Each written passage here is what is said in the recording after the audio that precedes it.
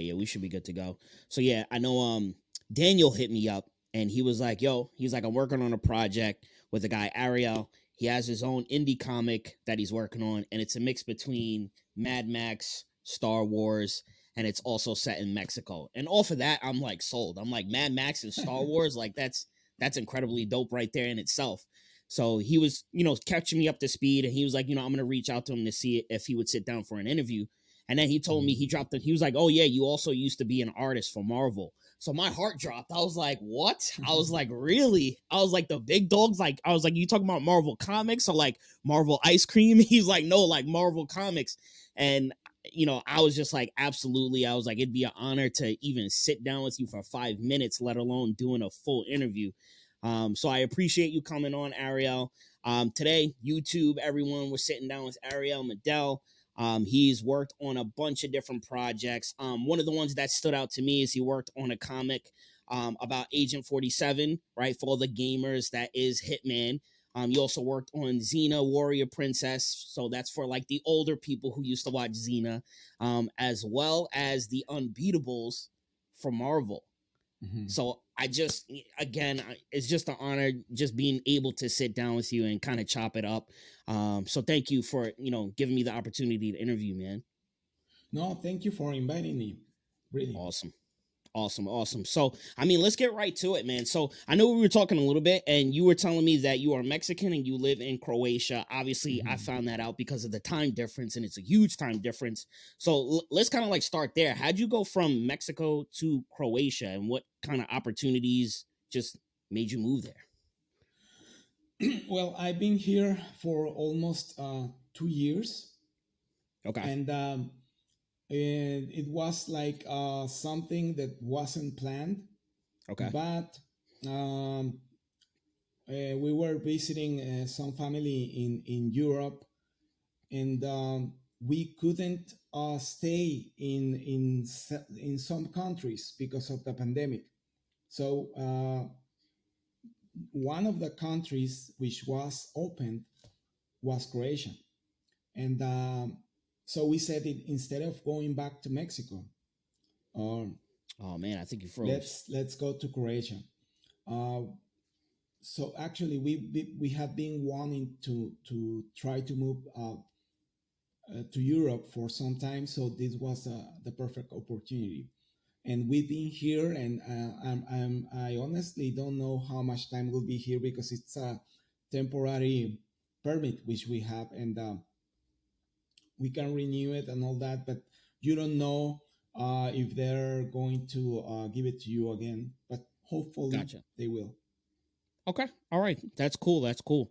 Um, I've only seen Croatia as far as they have like something called like Yacht Fest or something like that, where they have like all the rich people take their yachts and they go to Croatia and there's like fancy restaurants. That's the only thing I really know about Croatia. And also that it looks amazing or it looks beautiful there. Like the water looks drinkable, even though it's ocean water. You probably should never do that.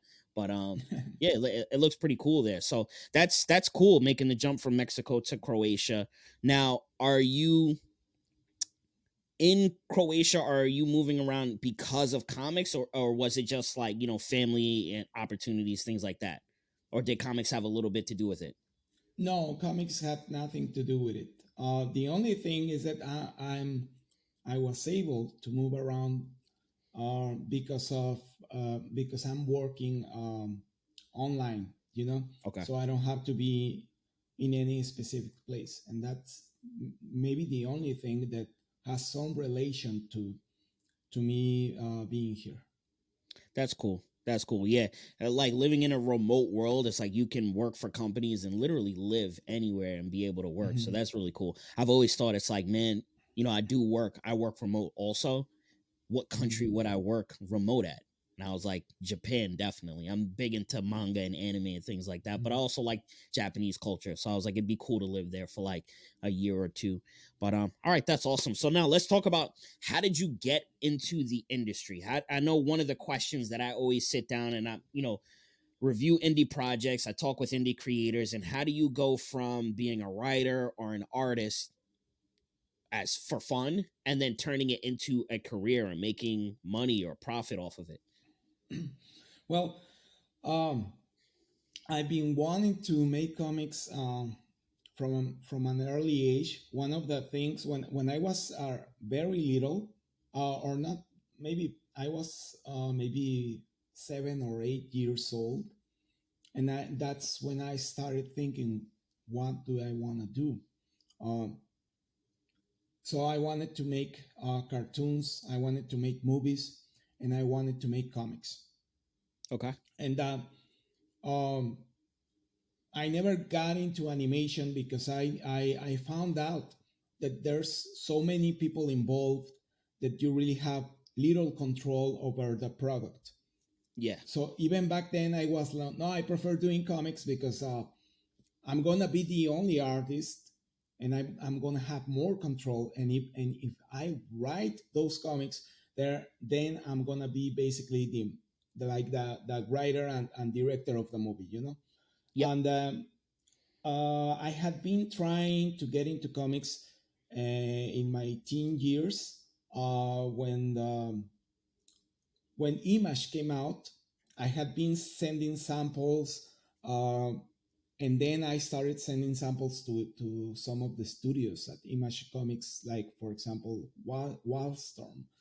Okay. But I went to conventions, I went to the San Diego Comic Con and all that, and I had good reviews. And actually, I think I was very near um, to being able to break into the industry. But like they say, life happened. So there Yep. were other things, and I got away from that. So I did illustration for newspapers, commercial illustration for advertising agencies. I did graphic design, web design, a lot of stuff, different stuff related to graphics. But Okay. then on 2012, I started thinking about, uh, trying to get into comics, and I started making samples. So I Okay. posted that on Facebook, only on Facebook, basically. And I started getting a few calls, well, not calls, but messages. So Okay. I did some work for an Indian company or Hindi company, um, and after that, I got contacted by an editor from Cenescope, and that's basically when I started doing comics, American comics. And Okay. then I went to Dynamite Entertainment because one of the people who were involved in the Hindi project was Ron Mars, who was like a consultant.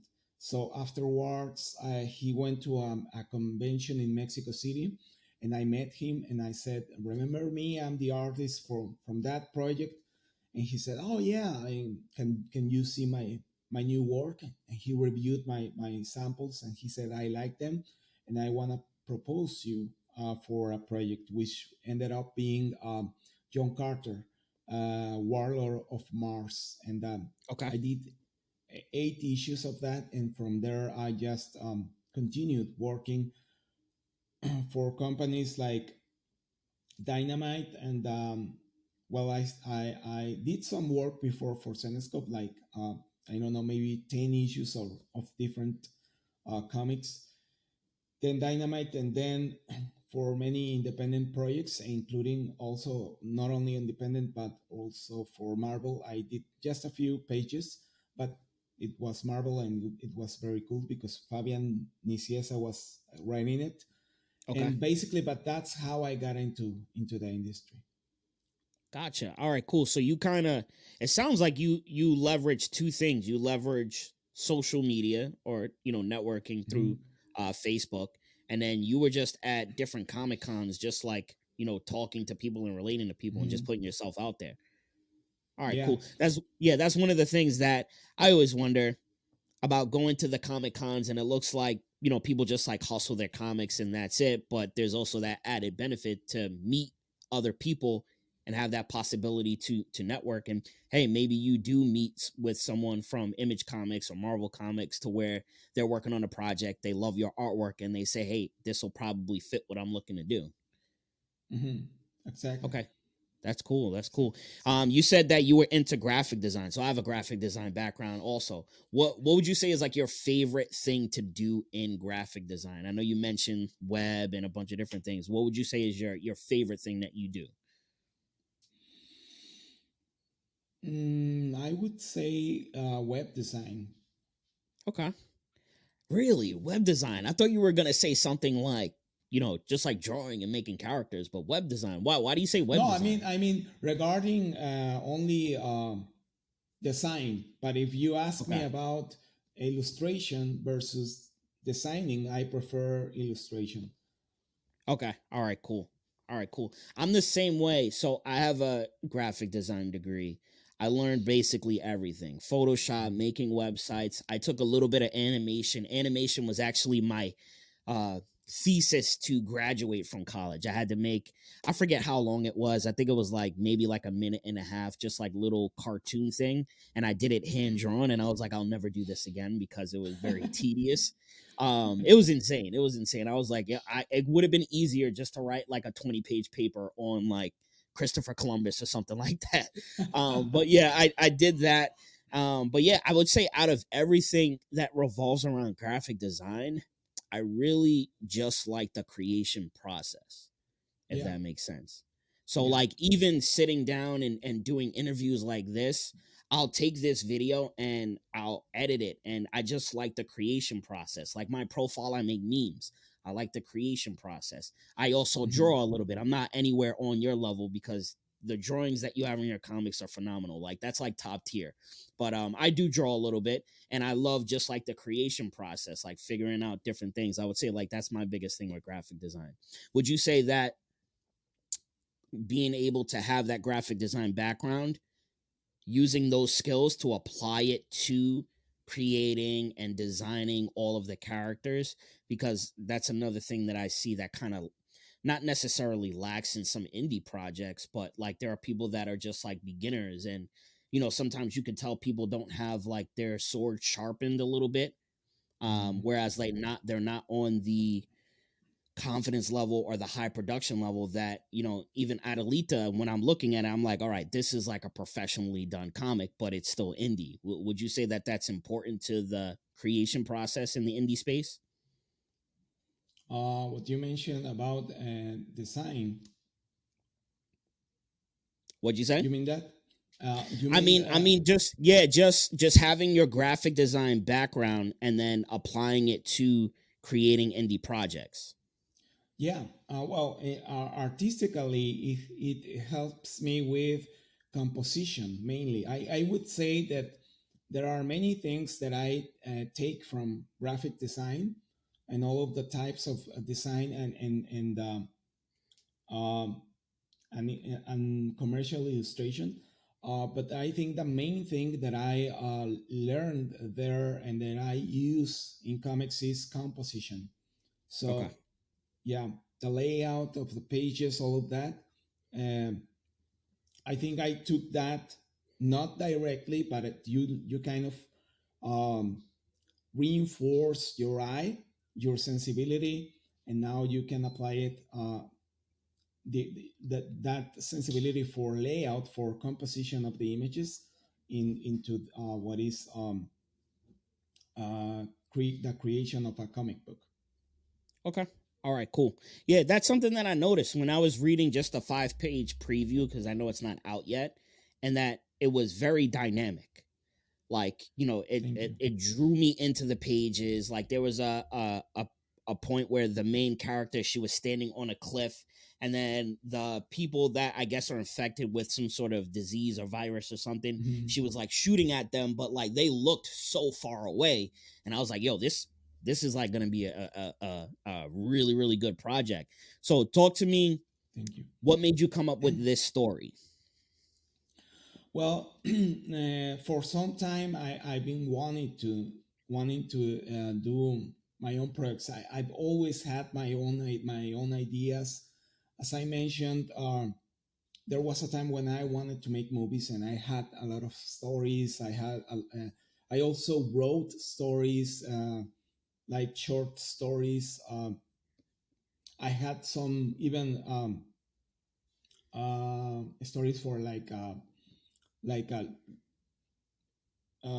do you say, novels, like for a novel. Um, Okay.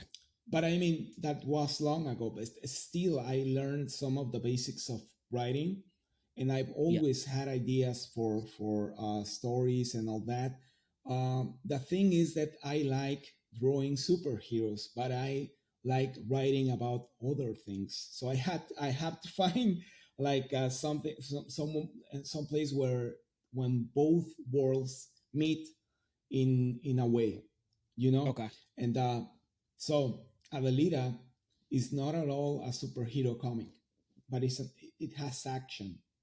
It Yes. has elements of action. It definitely has action. It Definitely. it, it has sci-fi. It has a little bit, not directly horror, but it borrows some elements from horror for the comic book. So so I had other ideas, but for some time I've always been thinking like, I mean, Adelitas are cool. Adelitas are the soldaderas, like the female warriors from the Mexican Revolution. They were real. They were Okay. women who have like I don't know how they're called, where they have the bullets and all of that. So they were pretty badass, you know. Yep. And I always thought, you know, they would make a cool comic, a cool story. Okay. So uh, earlier this year, I was like doing several drawings, pin-up drawings, like in the same pose but of different female characters. And one was like an astronaut, the other was like a witch, the other one was like a pirate, and I draw an Adelita. And when I posted it on Facebook, everyone, well, not everyone, but a lot of people was like, "Oh, that's very cool," and "That's very cool." And I said, you know, if I don't do it, somebody else is gonna do it, you know. Um, Okay. so I said, I have to do it. And the year before, I had made a project in which I made the character designs. I made some promotional images with some dialogue and all that, but it never came to fruition beyond that. And I noticed that the problem with that was that I spent so much time doing the character design and promotional images and all of that, that I never started the actual pages for the comic book. So I said, I'm gonna do it differently this time. What I'm gonna do is I'm gonna go right ahead and do the pages. I'm gonna do a scene, which is what I did. And when I started doing it, I said, well, this is something good, for at least for me. I liked it. So I said, I'm gonna do a 22 page comic book and see what happens. And that's what I did. How long does it take you to draw a page? One day. One day? Hmm. Mhm. So one day, so 22-page comics, that's 22 days. Uh-huh. But I That, did the first half yeah. starting the year, like in, I think it was February or something like that, and then I stopped because of work. And Okay. then whenever I got um, the chance to make some space, I did the rest of the pages. Okay. About All right. around mid year, it's when I finished them, and then the first half was already colored, so that when I finished, I got the other half colored and lettered. Okay. Yeah, that's one thing that I've always thought about, because with a lot of like the major comics, like I've read Shang-Chi. What else did I read? I read the Eternals, and like just the amount of detail that's in just one page. I'm always thinking, I'm like, how long does it take the artist to actually draw this? Like, are they at a point to where you could draw it in, 30 minutes, or is it something that does take like a week a page? But for you to just do one page, that's like just thinking of the ideas, drawing it. Then do you do the inks as well, or you just do the initial drawing? No, I do the inks as well. Okay. Actually, it's been like year or something that I'm inking myself Wow. completely. Okay. Before that, I was doing only pencils, and I could do a page in 4 hours sometimes, or Wow. 6 hours. But now, because I'm inking them, I try not to do more than one page per day, and also Okay. I don't need to. So Gotcha. Gotcha. All right, cool. That's impressive. That's impressive. I mean, yeah. again, I'm just reverting by what I've read so far. It's like the artwork in this is phenomenal. It's very, very dynamic. It's very eye catching. Obviously, outside of the drawing and the inkings, the color also is amazing. Like just being able to do the different layers of coloring Mhm. that that high quality or high grade profession was able to do is just like mind blowing when you're seeing it on page, especially compared to comics that I used to read when I was younger. Yeah, I was lucky to get the help of two of my friends who are colorists. So the first part is colored by Jen Nitro, and he's doing work for Marvel right now. And Okay, the other half was colored by Saul Chabanas, who's also done work for Marvel in the past. And both are very good colorists, so I was lucky to get them. nice. That's cool. What's the difference between, or what do you feel is the difference, or which one is better? Either working for yourself and being in like creating your own indie project, or working for a major company. Well, I think I think those are two different things, and they bring you different types of satisfactions as a professional. Because when I was able to do some work for Marvel, it was something that always wanted to do. So it was very cool, and but also doing your own thing is also. Um, Something very cool, and it's like something that, of course, I want to continue doing. I hope to do issue 2 after we do the Kickstarter, which, by the way, goes live on October 18th. Um, whoever's I'm assuming we're gonna be able to put the links on the description, but if they Mm-hmm. go to Adelita 3017.com, they will be able to see the preview, the 5-page preview of the comic book. And those are two different things. I hope that I can do more work for mainstream comics. I haven't done work for DC Comics. I hope I do. I would love to do more work for Marvel, and there are other things that I would like to do. But in the end, I would like to be able to continue to do my own stuff. Yeah. All right. Cool. Cool. I meet people that are on both sides. It's like, I meet people that are strictly indie, strictly Mhm. self promotion, self publish, self creation. They don't want any part to do with any of the big corporations because they want to control the narrative of their projects. They want to control the money, the funds, and everything. And that's totally understandable. And it's cool Yeah. because you could do that now with social media. But then there's the also aspect of having that stamp of approval from a Marvel or from a DC or Image Comics, where it's like, hey, I've created stories for them, or I've Uh-huh. edited stories, or I've colored or drew for them. So I'm always tossing up between which one is more important, but I guess they're both important. They're both important, and it Mhm. also depends on the person. Now, of course, if it comes to a point where I'm very successful um, with my creations, and I've done enough work for companies like Marvel or DC, then maybe I will not feel inclined to do more of that work. But right now, at this point, I feel it's important for my career, and also it's something that I would still like to do work for those companies. Okay. That's cool.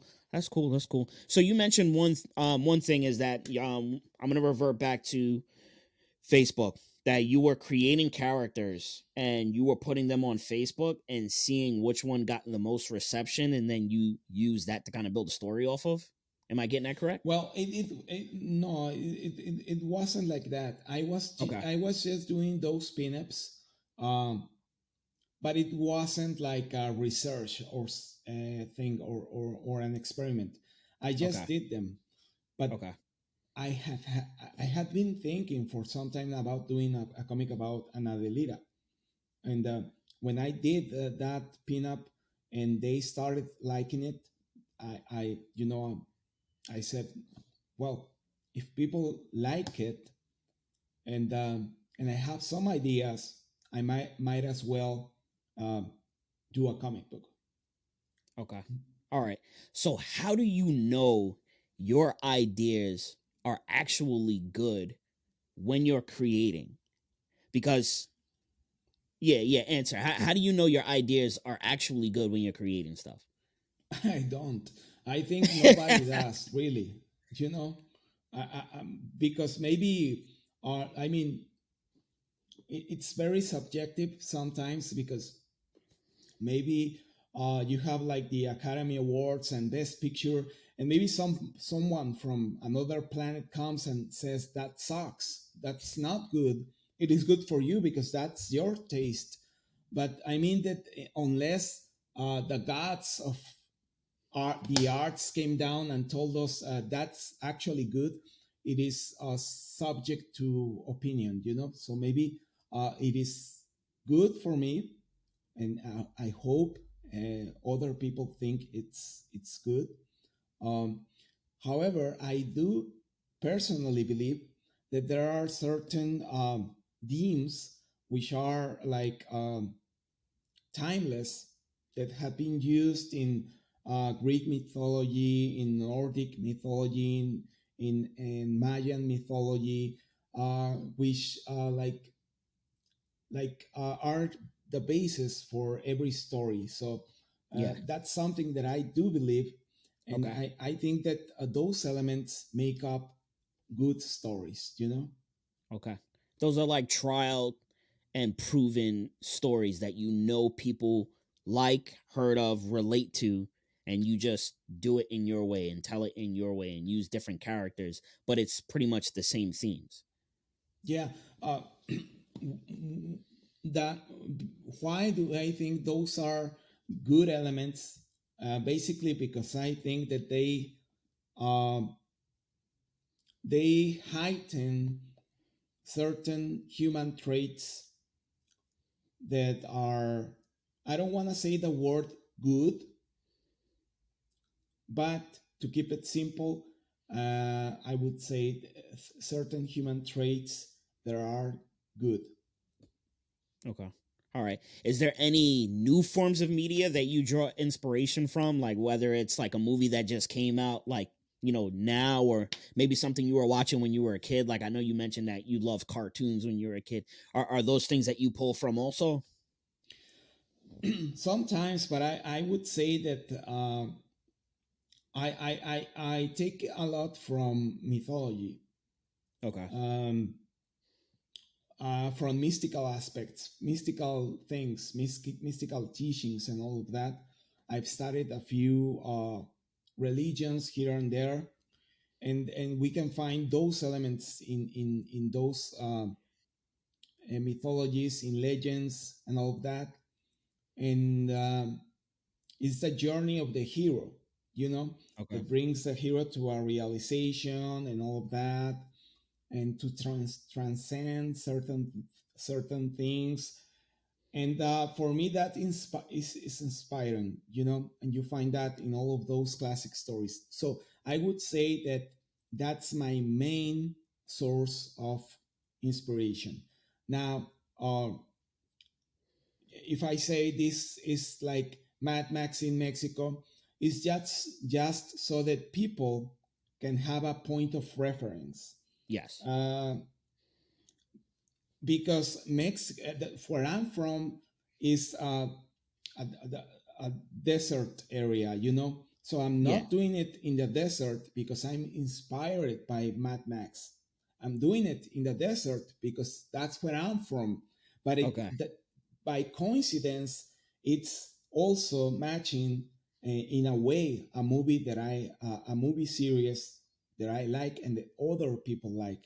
And I think, for example, I draw inspiration from stories which are the same stories from which George Lucas drew inspiration. So instead of saying, I took this from Buddhism, it's easier to say, it's like Star Wars mixed with Mad Max, Gotcha. Yeah, it's more marketable that way. It's more relatable that way. Okay, Mhm. cool. I'm trying to formulate because I'm also writing my own comic manga right now, and those are just questions that I have. It's like, man, is this good? Do I want this to just be good just for me to make me happy? Or do I also want this to be good for everyone else? Do I want people to enjoy it, to relate to this story and kind of absorb by it? And it's like a juggling act or a little bit or a balancing act. It's like you want to make something that makes you happy, but you also want to make stuff that other people are gonna like. And sometimes things that I like I know other people aren't gonna like. So it's like, do I incorporate that stuff in the story, or do I leave stuff like that out, or do I add stuff into the story that'll make other people satisfied? And I think that's one of the extremes that the regular industry with movies and just everything in general now is. I feel like they try to incorporate things to make people happy instead of just focusing in on telling a good story. Well, actually, it's like it's very difficult because you cannot, if you want to be successful, you have to think at least a little bit about that. I think that there are movies and tales, books, which were labeled as not good at a certain point in time. But if they had come out in another point of time, maybe they would have been successful. Maybe Yeah, what someone creative is doing right now doesn't resonate with people. It doesn't mean it is not good. Um, it just means that people are not looking for that at this moment.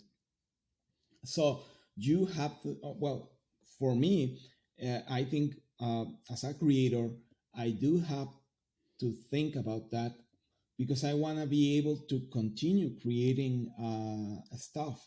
So I cannot do it just for me.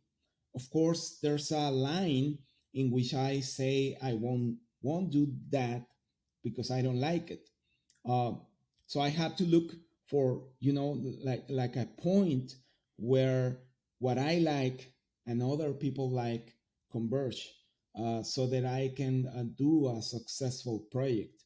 And actually, it's like um, it's like something that you have to take a chance because you don't know until you test it. Maybe, hopefully, this comic will come out and everyone will like it and everyone will buy it, and I'll be able to do and the other 5 issues. And whoever's watching this, please go to to Kickstarter and support the project on October 18th, which is when it's launching. So if it's successful, and I'm hopeful that it will be, then I can continue doing it.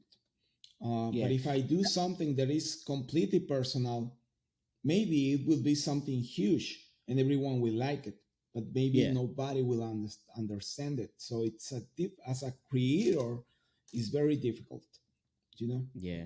I feel like that's one of the things that a lot of artists go through is there'll be artists that make things for themselves that, you know, they'll bet on that they think is amazing and then they'll release it and then the reception isn't there. Um or they'll be artists where they're creating something and then they'll have people that tell them, all right, you should do things this way or that way, and they don't really know if they should listen to the critiques or just follow their gut. So, yeah, I mean, Well, I I like I think said, I think that the critiques are good in technical aspects. yeah, You know, okay, for example, if you are drawing, no matter how you look at it, there are certain things that you shouldn't do. Like, for example, if you're doing the anatomy wrong, also, even if you are drawing Mickey Mouse, this part will not bend in a sharp way, but it goes round, so it doesn't look so strange. Yeah. But if you draw Mickey Mouse with like a sharp angle that the arm goes that way instead of this way, so uh, of course people can tell you that's wrong, that's completely wrong. That's the kind of critique that I would take in. But Okay. whenever, for example, if somebody tells me, uh, you shouldn't do a story about a Mexican female fighter from the future, then I would say that's my decision. And Yeah. I mean, there's no argument that can say that it's wrong. Maybe it's commercial, maybe it is Yep. not. That's different. That's completely different. And if somebody tells you, I think this is commercial, and I think that it is not, that's an entire different kind of advice. It is not really Mm-hmm. a critique. So Yeah. I would say in the 10 technical aspects, it is good to hear to critiques, but whenever it goes into the part where it's maybe they don't like what is that the topic or the theme, that is like very personal, and you Yeah. are the one who decides to take a chance on that subject, on that topic, or on that theme. Okay. Yeah. I'm trying to learn how to be more of, how do I say it? Accepting of different projects. Like I'll Mm. give you an example, like Westworld. You know the show Westworld on HBO? Yeah. So that show, I I don't like it, but I respect that it's a good show. I respect that it's a good show. I respect the quality, the storytelling, everything. It's just for some reason like it doesn't like resonate or connect with me. So I understand that. And if I'm having like talks with people and we're talking about better shows, like I'll tell them like something isn't for me. I don't like it, but I still respect it and I understand that this is marketable, it's good, and that there's people that are going to like it. Like I explained that with Daniel. He had his project, To Not God of Fire. Mm. And even though I'm not Hispanic, I'm not from Central America, I can understand that. And the story is good either way, but I can understand how this is going to be marketable to a lot of people. So it's the same thing when you're talking about your story. Like I've never Mm. grew up in the desert. I'm not a woman. I'm not Hispanic. But there's other stuff. First of all, I can see it being relatable to a lot of people. The artwork is amazing, and if I read it and maybe something doesn't like connect with me, it's still gonna be a fire story regardless. Mm. Like, so I'm able to kind of like see that, and now I want to kind of translate that into the work that I create on. It's like, hey, I want to make something. I understand people aren't gonna like it, but that doesn't necessarily mean that it's gonna be bad. But I also do want to be open to taking critiques and people kind of like telling me, hey, you should do this instead of that, and then trying it. Yeah, I think that unfortunately right now people go to the extreme of believing that because they don't like something, it is not good. And Mm-hmm. I think it's important to have that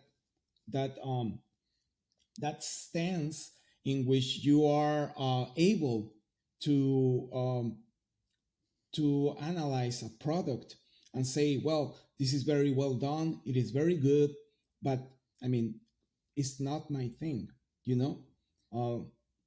So I don't enjoy it for personal reasons, but it is very good. Uh, but I think less and less people do that nowadays because they're like, no, only what I like is good. And that's not true at all. So I've seen projects, comic book projects, which I think, at least from what I see, they look pretty cool, but I don't feel drawn to them, maybe because or TV series. For example, there's a DC series which is Stargirl, and I watched like I think 3 episodes, and it's very good. I liked most of the aspects surrounding the story, and I liked the story, but it's not for me. I don't feel drawn to it for some reason, even though I like superheroes. But it it just wasn't for me, but it's very good. So Yeah. I think that's a good perspective to have, to be able to say, I don't like this, but that doesn't mean that it's bad. And another thing, especially as a creator, it is good to be able to admit and to acknowledge when something is good, even if you don't like it, because you're gonna be able to use those elements in a Yeah. story that you can learn from a certain filmmaker. Maybe you don't like mafia movies, but you can learn a lot of storytelling from Francis Ford Coppola, Yeah. But you are Yeah. not, if you are not able to appreciate those things, you do not learn from them, and you only learn from the things that you like. So it is like a more narrow perspective. Yeah. And you can see that on television. It's like there are many shows uh, that are made exactly the same way. Uh, Everything is becoming the same. So it's like, I don't know why, but what I think is that they are not looking at the whole picture. They are not taking from here and from here. Maybe you don't like Asian cinema, but there's a lot to learn from it. So, and as a comic book creator, I think it's the same. If you are able to appreciate things, even if they're not your cup of tea, you will learn from them. And one example is John Romero Jr. A lot of people criticize him, and I mean he's an spectacular storyteller. Spectacular. He's one of the best storytellers. And if you want to learn how to tell a story in a comic book, I would totally recommend go and look at everything that John Romero Jr. makes, even if you don't like the aesthetics of it. Okay. You know, Who is that? Who's John Romero Jr.? Who's that? he's a legend. He's made a lot of stuff. He made Spider-Man for many years. He did Daredevil. He drew Punisher for some issues. Okay. Cable. So and when a few years back he started doing Superman, and he was Okay. very criticized because of the way he drew Superman, because it looked like an Italian person.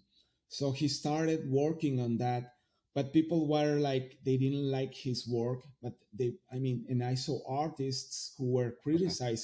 criticizing him, and I think you don't do that. You instead try to learn from him, because there's a lot to learn in the aspects of composition, storytelling, um, many things. Okay.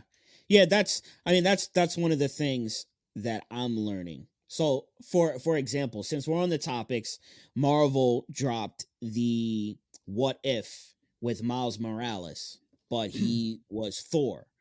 And Mhm, I forget the creator and artist name, Yehuda. I can't remember the name, but the way that he wrote the comic, he was talking about it through a lens of a black person, which is totally fine. But mhm, there was just a lot of things that were very cliche and very like black people don't really talk like this. Like he's taking all of like the most extreme things that you've seen throughout like the course of black history and just made this one character say all of these things. And it was mhm, just like, people kind of like flamed him online for it, and he apologized for it and everything. But mhm. I think, sometimes, would you say that sometimes that heavy critique or that heavy criticization on things like that is also useful? Because let's say if someone who isn't Mexican started telling stories, but then just making it all of the major cliches that really most Mexican people wouldn't relate to or even consider to be Mexican, Mhm. like, wouldn't you give heavy critique on a project like that?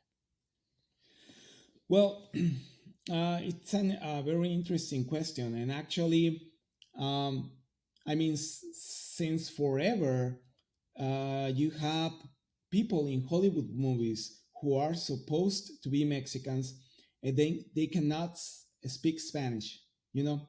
So I Yeah. think that because of that, um, uh, I kind of got accustomed to it, you know. Okay. Um, so I don't think that whoever writes a comic about a Mexican has to be Mexican, Okay. because then people would not be able to write about anything other than their own culture. And I mean, as a writer, one of your jobs is to come up with fiction, Yeah. with worlds, with entire lives which are all made up. So if I'm Mexican and I only write about Mexicans, then I'm limiting my creativity. So I don't Yeah. have any problem. The only thing is that if you're going to use that cultural cultural aspect in your story, then you have to do some research and you have to get into the skin of that person, or of that culture, in order to do it well. But if I mean, n- not always do the culture of a character um, impact the story that much. And Yeah. I'm going to give you an example. For example, at least in the movies, uh, in the It movies, from the taken from the Stephen King's book. In the movies, you'll see that the kids, which eventually grow up, they are all from they all have different backgrounds, Yeah. but their backgrounds, their race, their beliefs do not impact the story in a big way. So Yeah. if you are doing that, you don't really have to know more about those cultures, and, Very and true. there's Very no true. really there's no need for it, because you are talking about something else. And but if you are if those traits from the characters are going to impact your story um, in a big way, then I think you should do some research on it. But for me, it's not Yeah. a problem if they do it. Okay. And if somebody, like, I don't know, like somebody from Seattle, and who has Irish heritage, writes a comic book about a Mexican, and they do it well, I have no problem with that. If the guy who's drawing it is a German, I have no problem with that. Uh, Yeah. the same way as I, as a Mexican, feel that I can write about Americans or Germans, or Russians, but I would have to be careful with what I write, in the sense that it needs to sound real, you Yeah. know? Yeah. I think that was one of the things that was missing. And Mm, it's very for if somebody's creating black characters, like he could have just asked, and I don't know if he did, but if he did, he didn't ask the right people. But like, if he would have asked black friends or associates to read the project before it was like created, to read the writing, mm, they probably would have told him, "Yo, this isn't us," because there's very few things that African Americans hold tight to and own, and that's hip hop music, fashion, and the way we talk, whether it's different dialects of slangs throughout different parts of the country. And I feel like all three of those missed the mark on, and that was mhm, kind of like heavily in it. And obviously the Thor was from Asgard, still in different things, but I feel like all three of those aspects. So like, I understand what you're saying, using the It example, having all of these kids with just different backgrounds and their race or everything didn't really matter to the story. It was more individualized differences that could be told mhm. from any race or any part of the world. That's Uh, totally fine. I have no problem with that at all. And I don't even have problem, like, if I were going to write a story and it was like, I'll use Mexican for an example. I'm mm, gonna make sure that I ask friends who have, that are Mexican, have Mexican backgrounds, like, hey, is this right? Does this seem correct?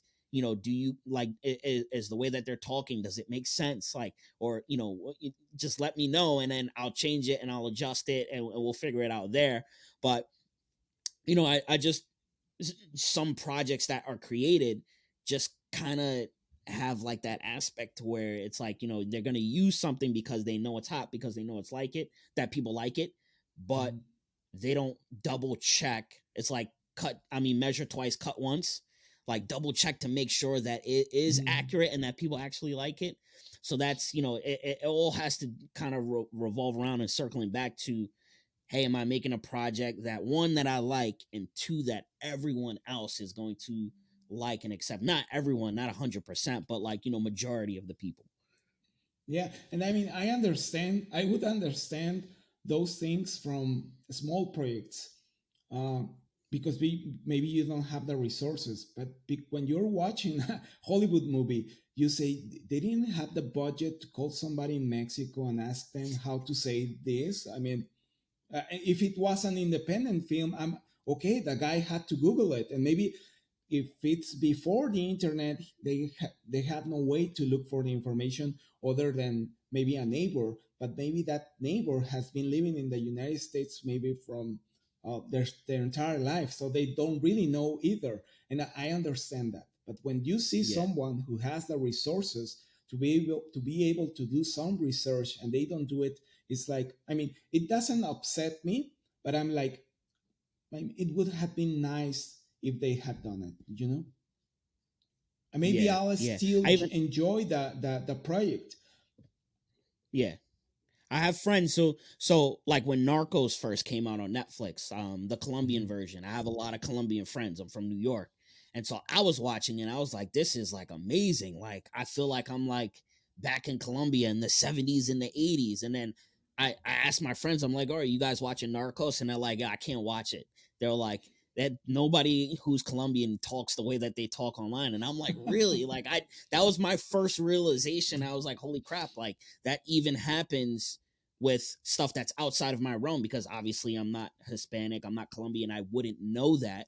But it was like refreshing and eye catching to say, all right, cool. If I'm ever going to create something and it's a culture that isn't mine, I got to make sure that, you know, I ask the right people, hey, does this make sense? I mean, I've seen, and maybe we just to say one last thing about TV series and Hollywood movies, but I think I've seen just a very few people who talk like Mexicans in TV shows and in movies, and the only one of the only ones is Tony Dalton from Better Call Saul. Okay. He's the only one who actually talks like a Mexican, you know. And the Wow. other ones don't even. One of them is supposed to be from Chile, and he doesn't speak like a Chilean. And the other ones also is like they missed the mark. The only one who actually said, a Mexican wouldn't say that was Tony Dalton, and I respect him for that. So yeah. Wow. That's cool. That's cool. Yeah, it's, just stuff that stuff that you see as a creator. It's like, you, when you're watching things, do you watch them through a different lens as a creator, or are you able to just kind of like sit down and just like vegetate and just watch it for what it is? I think I do both. I mean, I want to enjoy things because some years ago I was more critical of things, and but now I am able to try to enjoy things as long as they make at least some sense to me. Yeah. Um, but it's not necessarily something that I would do as a creator. And one example are the Zack Snyder movies. I enjoy them, but I would never do Superman like that. I would Okay. make him different. But I mean, it's not my movie.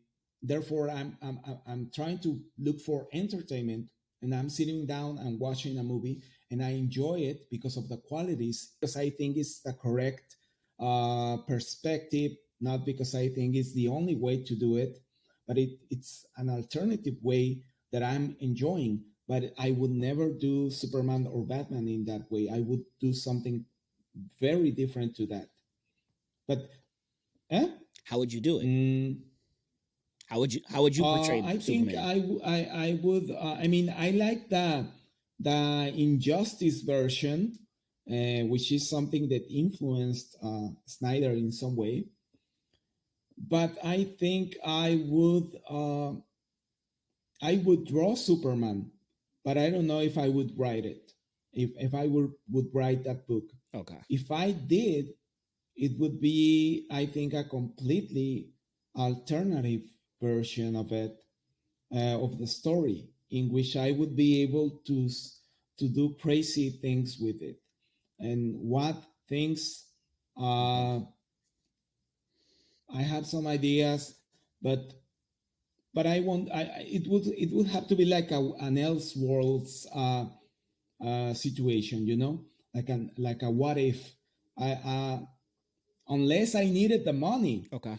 I wouldn't jump into writing Superman, that you know, the monthly comic, because if you do that, you have to stick to a lot of things. No, you cannot do that. No, you cannot do that.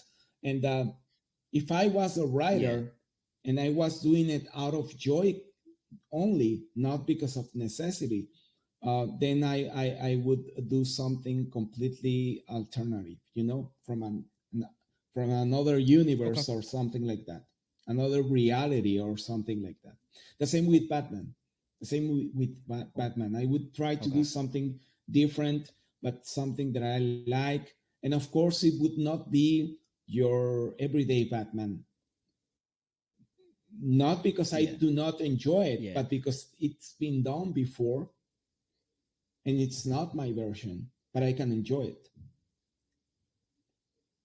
Yeah, I mean, how else could you do Batman? I feel like there are a lot of different variations. There's the more playful Batman where it's like Robin's wearing like the super short shorts like that one, and then there is the dark version, Mm. obviously the dark more adult version of Batman, but yeah, I feel like there's only a few different things that you can do Unless you with do the what if Batman. thing, because I mean, I had one story, Yeah.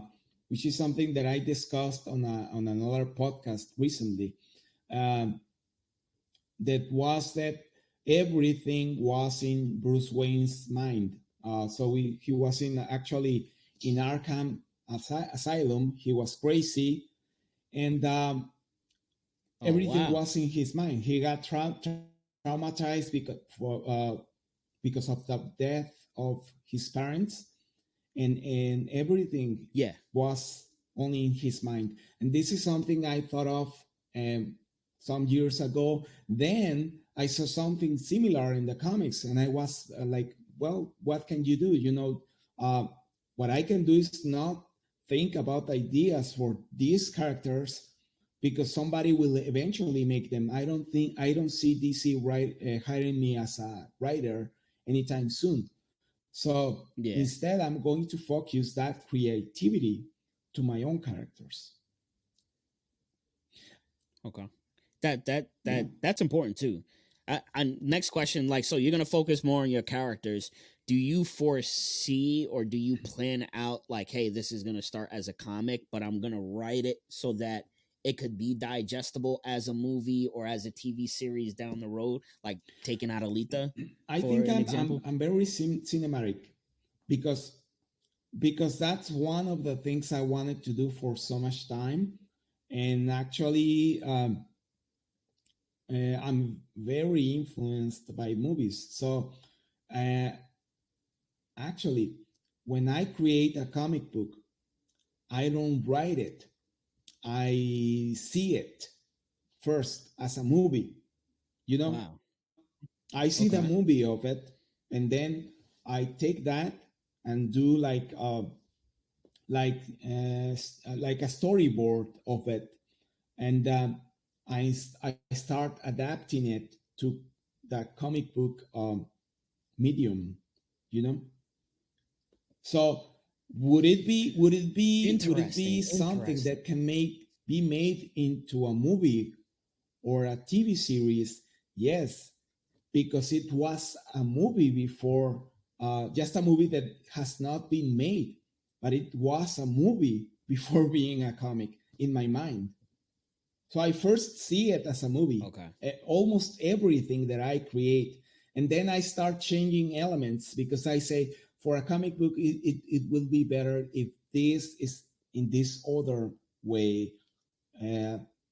If this other element is different, so it fits more the medium, um, as if it was actually going to be a movie. But yeah, I think it can be a movie.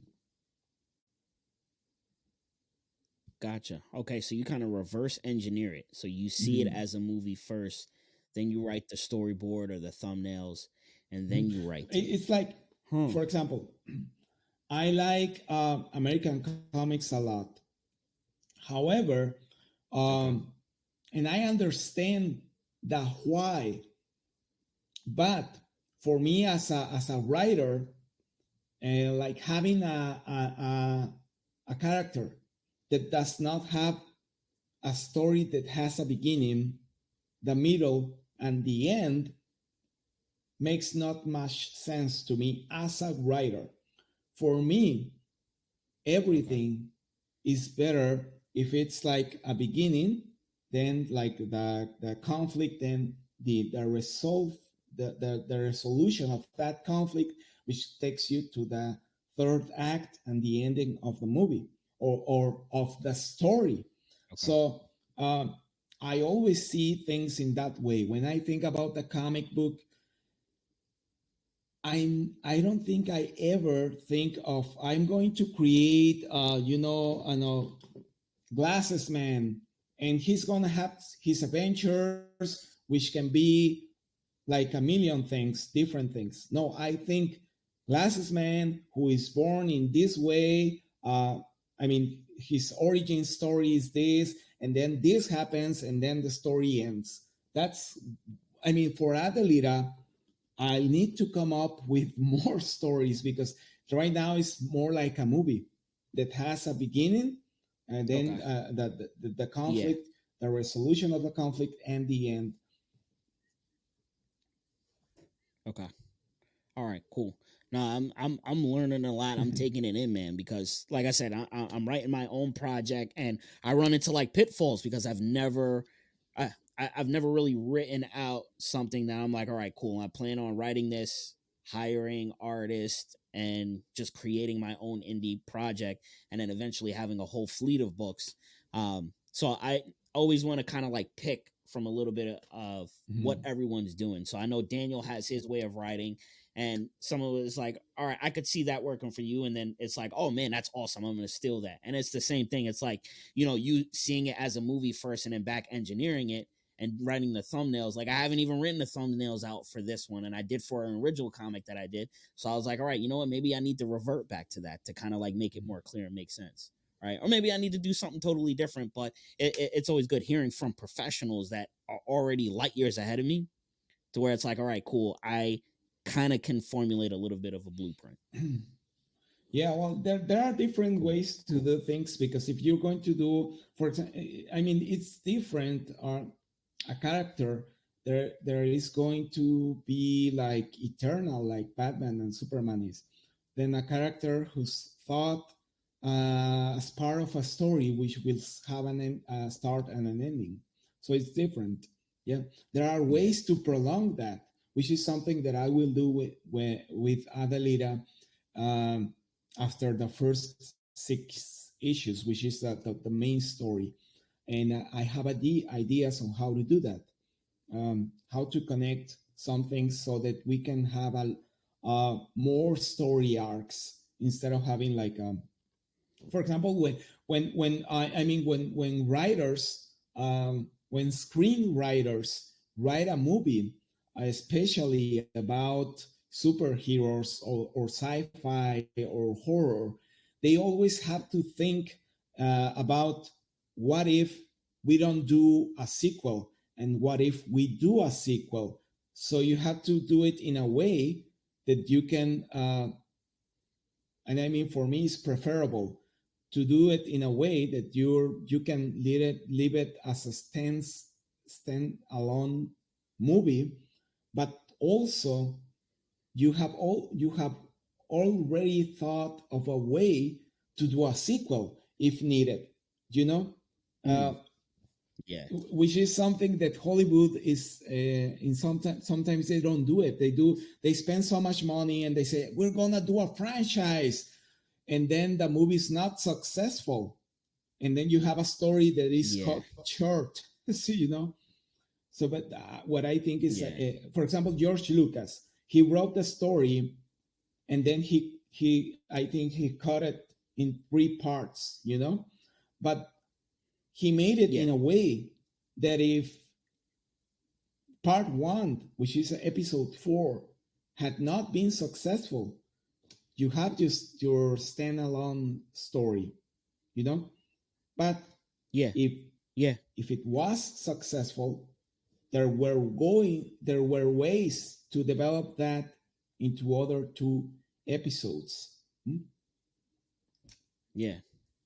That's smart. I love George Lucas, man. I love what he did with Star Wars, and even now, people just able to branch out and just create individual Mhm. stories that are in that same quote unquote pun intended Yeah, universe.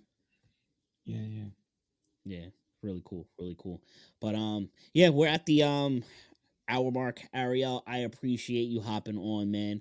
It was very, very cool. Just getting able to kind of like talk with you and just see your background and your thought process on just like the creation of comics and creation of characters Mhm. and story writing. I really appreciate you, just allowing me to Thank you. interview you No, today. thank you so much for doing so and letting me, spread the word about Adelita, and we'll see where Absolutely. that takes us. Absolutely. I mean, I'm 100% definitely reviewing it. Right when we hop off of here, I'm going to hop over to Kickstarter. I read the first 5 pages and I was like, oh, this is like going to be like legit. Like this is an awesome comic. I like to go between reading like the super super indie Mhm. amateur comics to the ones that are like this looks like it's from like a high productive Thank you. publisher, but it's Thank you. still indie. So yeah, yours is in like that caliber of like you couldn't really tell if it was like with like one of the major comic book companies or just indie in general. But either way, gonna support you on Thank you Kickstarter. so much. Everybody, make sure that you visit. I'm gonna put the link in the description of this video. And yeah, I mean, if you have anything else that you want to plug or just mention before we get out of here, Yeah, Ariel, well, again, I I'll let you want to go. thank you. And regarding Adelita, issue one is going to launch on Kickstarter October 18th.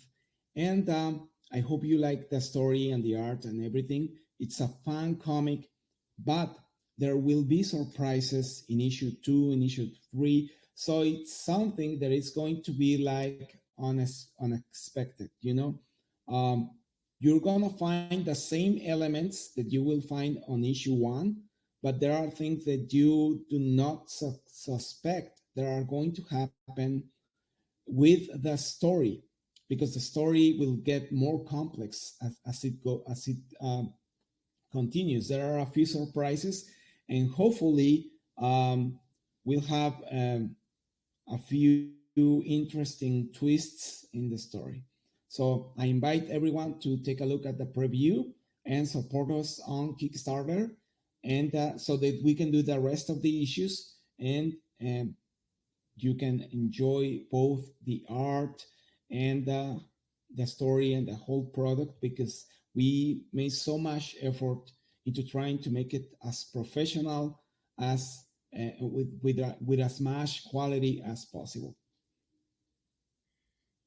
Awesome, awesome. All right. On that note, I am getting out of here, and I will catch you guys later. Bye. Later.